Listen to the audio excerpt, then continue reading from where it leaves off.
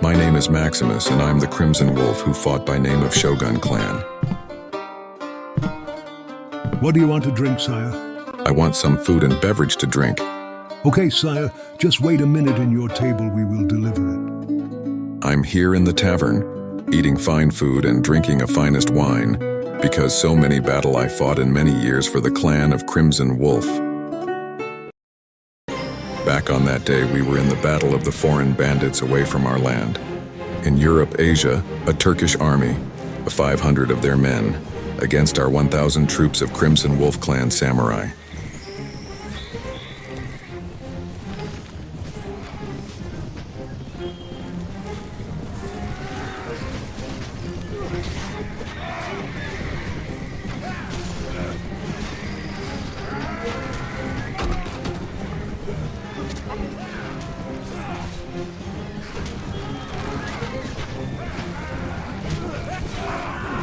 "500 of my men died in that battle.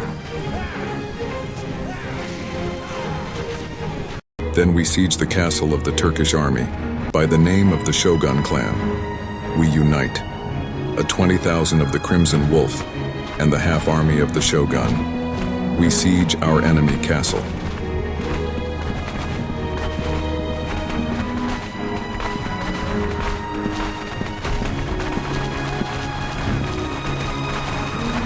The sun blazed above the towering walls of the Turkish castle. The stone gleamed in the sunlight, a giant beast guarding the way. Before it, our army stood, their hearts filled with a mixture of determination and fear. Within those walls, the Turks watched, their eyes gleaming with fierce resolve. They had yet to know the true strength of their fortress, but we were undeterred. We marched towards the castle, our swords gripped tight, our hearts burning with courage. Suddenly, a deafening roar tore through the air. A massive catapult loaded with boiling oil launched its deadly payload. The oil rained down on our ranks, igniting a raging inferno that scorched the air. Screams of pain and anguish filled the air. Warriors were engulfed in flames, their skin turning to charcoal, their cries becoming a mournful symphony of suffering. Those who escaped the fiery rain ran for their lives, leaving a trail of burning bodies in their wake. One of our siege tower was down by the powerful catapult of Turkish army, and 1,000 of our men died in the siege, but they can't stop us. Our men, advancing into the first siege tower, that was successful. We pushed them down.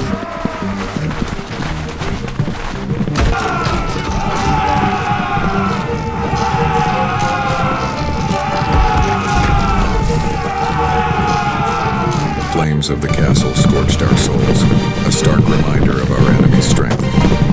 But we would not yield. We would fight on, and those walls would fall, even if it took blood and...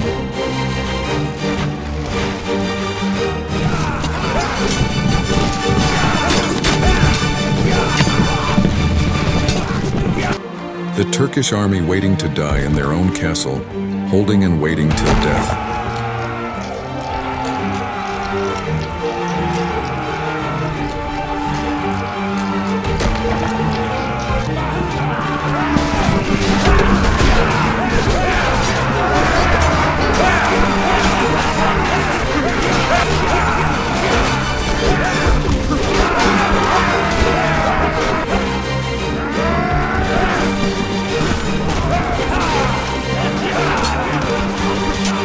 I descended from the siege tower, my feet landing on the cold stone of the castle courtyard.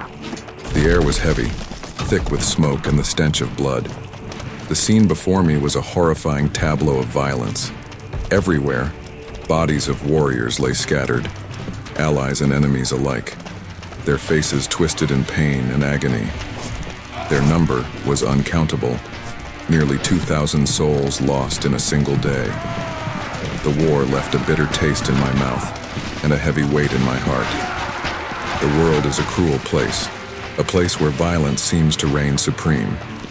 The suffering of these men, their loss, is a grim reminder of war's injustice. Amidst the darkness and destruction, I see a sobering truth. Peace is not a simple thing. It is a hard-fought battle, a struggle that demands sacrifice and suffering. These men, their deaths, are a testament to the pain required to achieve a more peaceful future. It's a painful truth to bear, but this is the world we inhabit. A world steeped in war, a world that shows us the true meaning of power and brutality. And through it all, we must find the strength to carry on, to fight for a more peaceful tomorrow, even if the road is paved with blood and tears.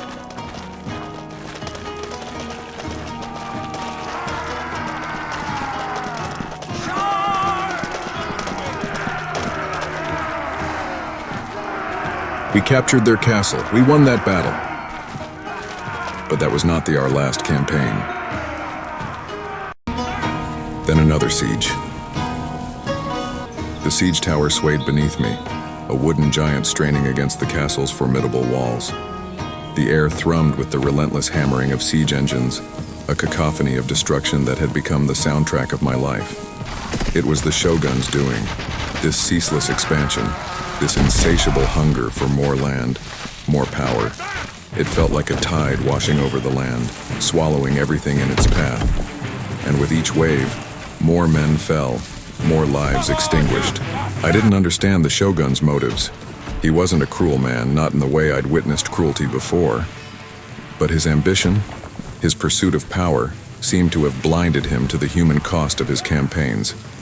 It was a constant gnawing at me, this senselessness of it all.